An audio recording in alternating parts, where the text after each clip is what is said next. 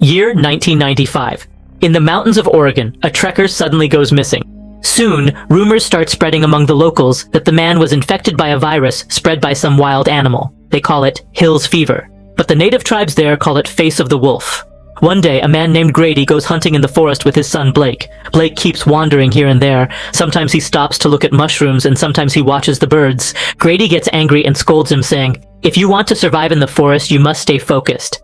Just then, Blake sees something. Grady looks carefully. It's a deer. He's about to aim when suddenly the deer runs away. Grady turns around. Blake is gone. Meanwhile, Blake thinks he has found a good hiding spot where he can wait for the deer, but suddenly he sees a strange creature which disappears within seconds. Blake tries to look for it, but then a growling sound echoes through the forest. Scared, Blake starts stepping back, and the growls get louder and louder. Suddenly, someone comes up behind him. He jumps in fear, but it's just his father, Grady, who scolds him again for not following orders. At that very moment, there's a rustling sound among the trees. Grady senses danger and quickly hides with Blake inside a hunting blind, a small hunting hut. He gets his gun ready because some mysterious creature is climbing up, trying to get inside. It tries to break the door but fails. Then it goes around, trying to come in from behind. Just then, they hear the sound of an animal nearby, and the creature jumps down to attack it. Grady carefully peeks outside. On the ground, there's a torn, dead deer. He also sees that mysterious creature and tries to shoot it, but it vanishes in an instant. A terrifying howl echoes from far away. Blake, trembling, asks, "Dad, what was that?" Grady just says, "A bear." That night, Grady calls his friend Dan and says, "I saw it, the wolf." It turns out Grady has been researching that mysterious creature for a long time and writing notes about it. Dan tries to stop him, but Grady says, "I'm doing this for my children's safety." At that moment, little Blake hears everything from behind the door. He looks at the tattoo on his father's arm. It says, "Face of the Wolf." 30 years pass. Now Blake has grown up. He's married to Charlotte, and they have a lovely daughter, Ginger. One day, Blake receives an important letter, with some keys inside. It turns out his father, Grady, has been officially declared dead. Blake always knew this day would come, but still, his heart feels heavy. He thinks, "I wish I had spent more time with my father." He says that as soon as he grew up, he left home. The next day, Blake goes to his wife Charlotte's office and says, "Our relationship isn't the same anymore. After getting this letter, I feel it's time to spend some real time with my family." He tells her that he has to go to Oregon to collect his father's belongings. So he suggests, "Why don't we spend the whole summer there?" While driving his truck on the way, Blake reaches a turn. There are two roads. He tries to check the map on his phone, but there's no signal. Just then, Ginger looks out the window and says, "Dad, someone's there. That man has a gun." The man comes closer, and it turns out he's Derek, Dan's son and Blake's childhood friend. Derek says that now very few people live in this area. He also tells them that the road to Grady's old farm is closed, so he offers to guide them there himself. As the evening falls, they continue along the road.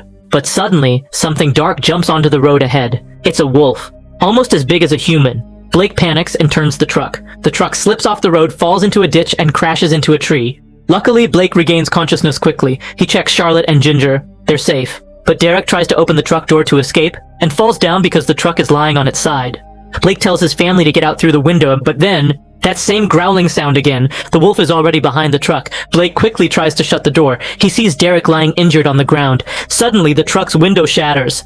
Glass pieces cut Blake's face, and the next second, the wolf jumps on Derek, kills him and drags his body into the forest. Blake doesn't get any time to think. He grabs his wife and daughter, and they jump out of the truck.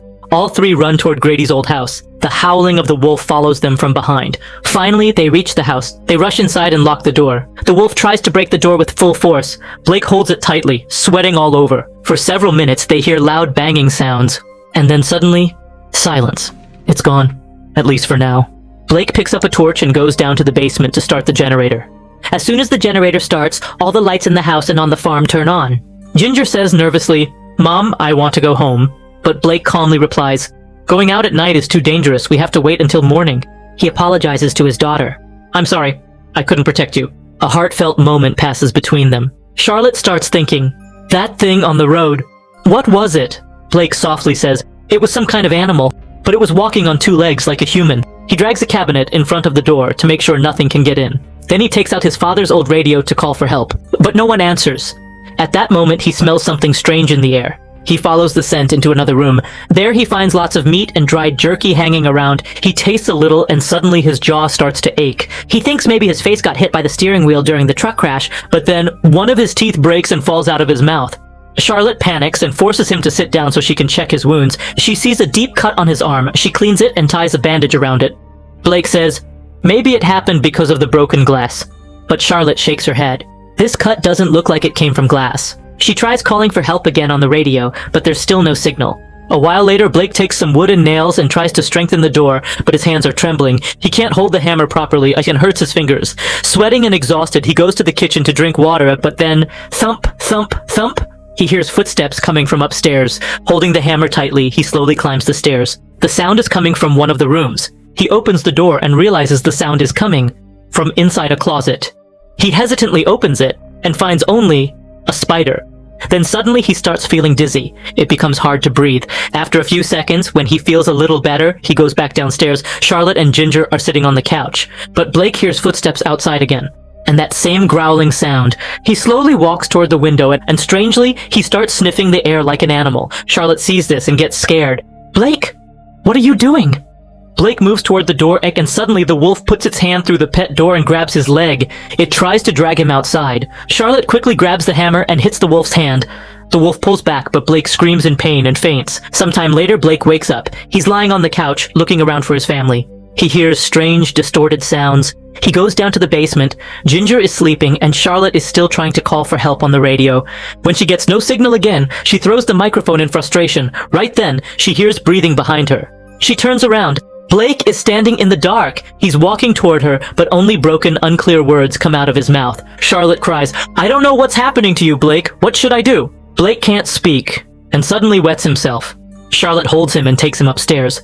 When she lays him down, Blake notices his hair is falling out. Charlotte brings a pen and paper. "If you can't talk, try to write." With trembling hands, Blake tries to write something. Finally, he completes one word, "dying." Charlotte quickly says, "No, you're just sick. You'll get better." She keeps talking to him lovingly, but Blake can't hear her voice anymore. His vision becomes blurry. Everything starts to look blue. He tries to say something, but his words never reach Charlotte. When he tries to look at Ginger, he sees blood on his hand. Charlotte quickly sends Ginger to another room, then she unwraps Blake's bandage. And what she sees shocks her. His arm is rotting. The flesh looks like it's melting away. Blake screams in pain and starts rubbing his arm against the wall. Blood smears everywhere. Then he starts eating his own wound. Charlotte steps back in horror. With every bite, his teeth break and fall out. Then suddenly he stops. He stares at Charlotte for a moment and quietly walks out of the room. Charlotte follows him, but there's no conversation between them anymore. She just watches him from a distance and silently lets him go. A little later, Charlotte looks out the window. Grady's old car is parked outside. She runs to the basement, grabs the keys, a battery, and a knife from the kitchen. She takes her family outside and somehow helps Blake sit in the back seat. He can barely walk now. As soon as Charlotte puts Ginger inside the car, the howling from the forest echoes again. She runs to the car's hood, connects the battery, while Ginger watches Blake's face start to change. His bones stretch, his face becomes longer, he's turning into a wolf. Charlotte jumps into the driver's seat. After several tries, the car finally starts. She quickly removes the battery and drives away, but then the wolf jumps onto the hood of the car. It smashes the windshield and breaks the gear lever. Despite her fear, Charlotte attacks it with the knife. It gets confused for a few seconds. Charlotte uses the moment. She and Ginger jump out of the car and start running. The wolf runs after them. They climb onto the roof of the greenhouse, the glass plant house. Blake pulls up the ladder and throws it down so the creature can't climb up. The wolf circles below and enters the greenhouse from inside. It stands there, waiting. The weight of 3 people on the roof makes the poles shake and the glass starts cracking. The wolf jumps up and slashes at the roof with its claws. Each strike makes a new hole. Terrified, Ginger moves toward her mother, but slips and falls down. Charlotte and Blake catch her, and somehow pull her up just as the wolf is about to grab her. Blake growls and signals, "Run to the house!" Then he jumps off the greenhouse himself. The wolf instantly chases after him. Charlotte and Ginger run back inside the house. From outside, the howls of both the wolf and Blake echo through the night. Ginger cries out, "Mom!" We left Dad alone. Charlotte wipes her tears and says, "No, honey, your dad went to save us." At that moment, they hear growling from outside. Charlotte looks out the window to check if it's really Blake. When she's sure, she opens the door. Blake comes inside and collapses on the living room floor. His body is slowly changing into something monstrous. Ginger walks toward him, trembling. At first, she's startled by his growling, but then she gathers courage and gently touches his forehead. She says softly, "I love you, Dad." But Blake can no longer understand her. His eyes have turned blue and blurry. Suddenly, Blake bends down and vomits a large amount of blood. His fingernails start falling off. Ginger screams and Charlotte quickly pulls her back. Blake looks down. He sees a human finger inside his vomit. He's shocked. Then he growls loudly and leaps over the table, charging toward his family.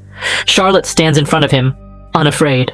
When Blake looks into her eyes, he calms down for a moment. He tries to go outside him, but as soon as he opens the door, that same terrifying wolf attacks him from behind. Both fall to the ground and start fighting fiercely. The wolf bites Blake, throwing him against walls and furniture. Charlotte rushes forward and stabs the creature in the back with a knife. It roars in pain and turns to chase Charlotte and Ginger. Just then, Charlotte notices one of the wolf's fingers is missing. The same finger Blake vomited earlier. Charlotte quickly hides Ginger in another room. Blake again stands in the wolf's way. The two clash once more. Teeth, claws, fists, everything. But in the end, Blake collapses unconscious. The wolf grabs his body and drags it down the hallway. Charlotte picks up an iron rod and strikes the wolf from behind. She distracts it, drawing it away from Ginger's room. The wolf turns to attack her. But suddenly, Blake jumps on it from behind. He pins it to the ground and sinks his teeth deep into its neck. The bite is so powerful that the wolf dies instantly. Now everything is over. Exhausted and broken, Blake stares at the dead creature. And then his eyes fall on the tattoo on his own hand. It's his father Grady's tattoo. Blake realizes this wolf was none other than his own father, who disappeared years ago, and has now passed the same curse on to him. Crushed by pain and shock, Blake runs outside and collapses. His body begins to change completely. His nails turn into claws, hair grows all over his body, his teeth become sharp and long, his hearing and sense of smell become superhuman, and then, fully transformed into a werewolf, Blake looks up at the sky and howls loudly. Inside the house, Charlotte is comforting her daughter Ginger, when suddenly the power goes out. She looks out the window and sees that her husband has now turned completely into a wolf.